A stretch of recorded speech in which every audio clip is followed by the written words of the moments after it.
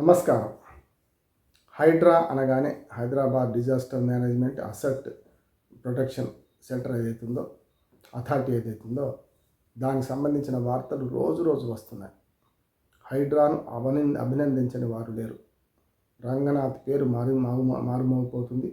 దాంతోపాటు ఈ నిర్ణయం వెనుక ఉన్న ప్రభుత్వ నిర్ణయాన్ని ముఖ్యంగా రేవంత్ రెడ్డి కూడా రోజు రోజుకు పలుకుబడి పెరుగుతూనే ఉంది.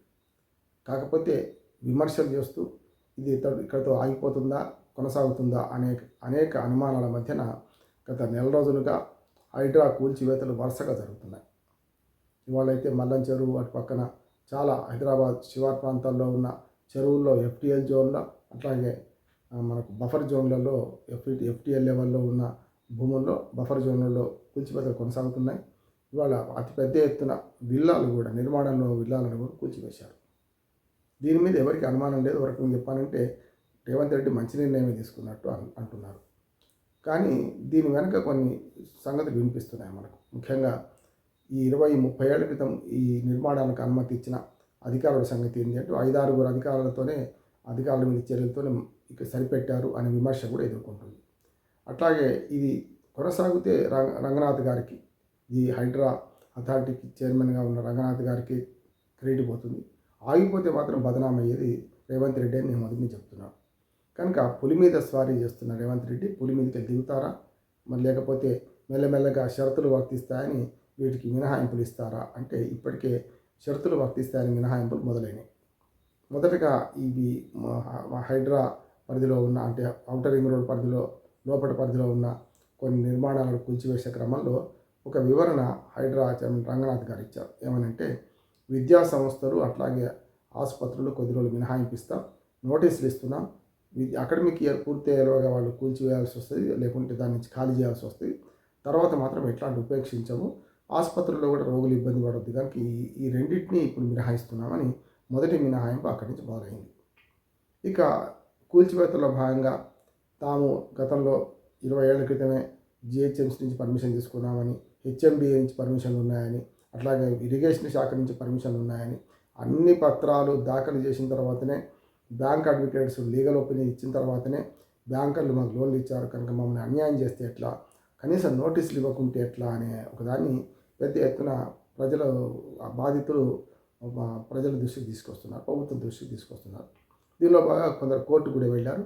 కోర్టులో కూడా ఈ నిర్మాణాల కూల్చివేత మీద వ్యతిరేకంగా ఇక్కడ తీర్పు ఇవ్వకుండానే నన్ను మొదలు నోటీసులు ఇవ్వండి, వాళ్ళు స్పందించకపోతే అప్పుడు కూల్చివేతలకు పూనుకోండి అని చెప్పి హైకోర్టు కూడా సున్నితంగా మందలిస్తూనే హైడ్రా పరిమితి ఇవన్నిటి గురించి కూడా ఒక అఫిడవిట్ వేయమని చెప్పి కోరింది. అట్లా ఇన్కన్వెన్షన్ విషయంలో కొంతవరకు స్టేటస్ కో మెయింటైన్ చేయమని తీర్పు రావడం, ఇంకా కొన్ని కేసుల్లో మీరు నోటీసులు ఇవ్వకుండా ఎందుకు కూల్చివేస్తున్నారని అనడం, ఇవన్నీ జరుగుతున్నా కూడా ఎక్కడా కూల్చివేతలు ఆపమని ఇప్పటివరకు కోర్టు నుంచి ఆర్డర్ రాలేదు. అయినా సరే కొన్ని మినహాయింపులు ఇస్తూ చేస్తున్న క్రమంలో చాలా వరకు దీని మీద 2 రకాల అభిప్రాయాలు వ్యక్తం అవుతున్నాయి. ఒకటి, రేవంత్ రెడ్డి గారు తీసుకున్న నిర్ణయం మంచిది, ఈ కూల్చివేతలు జరగాల్సిందే. ఇవాళ ప్రకృతి వైపరీత్యాలకు, ముఖ్యంగా అర్బన్ ఫ్లడ్స్కు ఇవన్నీ ప్రధాన కారణం అవుతున్నాయి. నాలాలు కబ్జా చేయబడ్డాయి. దాంతోపాటు పెద్ద ఎత్తున మనకు చెరువులు FTL లెవెల్ బఫర్ జోన్ కాకుండా శిఖం కూడా కొన్ని చోట్ల ప్రభుత్వ భూములు కూడా ఆక్రమణకు గురైనాయి అనే దాన్ని మనకు స్పష్టంగా కనబడుతూనే ఉన్నది.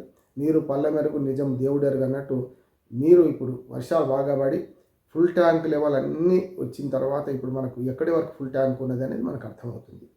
కనుక ఇప్పటిదాకా అక్రమార్కుల లంచాలకు లోబడి వాళ్ళు అధికారుల పర్మిషన్ ఇవ్వడం, ఇటు బిల్డర్లు లేకుంటే రియల్ ఎస్టేట్ వ్యాపారస్తులు కూడా అక్రమంగా తమ భూమి కొంత అయితే కలుపుకొని, ప్రభుత్వ భూములు కూడా కలుపుకొని కబ్జా పెట్టి మరి అతి చౌక బేరం అని చెప్పి, భలే మంచి చౌక బేరం అని చెప్పి కొందరు అమాయకులు చేసి అమ్ముకున్న సందర్భం చూశాం.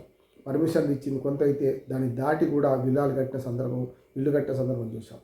కానీ ఇలా రెండో కోణం చూస్తే మనకు అన్నీ సక్రమంగా ఉన్నాయని ప్రభుత్వ అధికారులు అన్ని రకాల డిపార్ట్మెంట్లు అనుమతి ఇచ్చి మరి వాళ్ళు వీటి కూల్చివేస్తున్నారంటే మరి అనుమతుల సంగతి ఏమిటి అని ప్రశ్న కూడా వస్తుంది.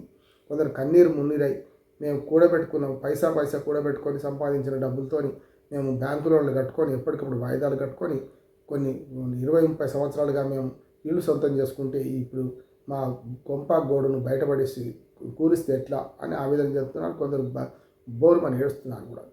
ఈ విషయంలో కొంతవరకు ఇప్పటి ప్రభుత్వం ఇవాళ హైడ్రా అథారిటీ ఇవాళ ఒక నిర్ణయం తీసుకుంది. ఏంటంటే నివాస ప్రాంతాలలో ఉన్న ప్రస్తుత నివాసం ఉంటున్న ఇళ్లను, ప్రజల నివాసం ఉంటున్న ఇళ్లను కూల్చబోము అని స్పష్టంగా చెప్పింది. ఒక రకంగా ఇది మంచిది అంటున్నాను నేను.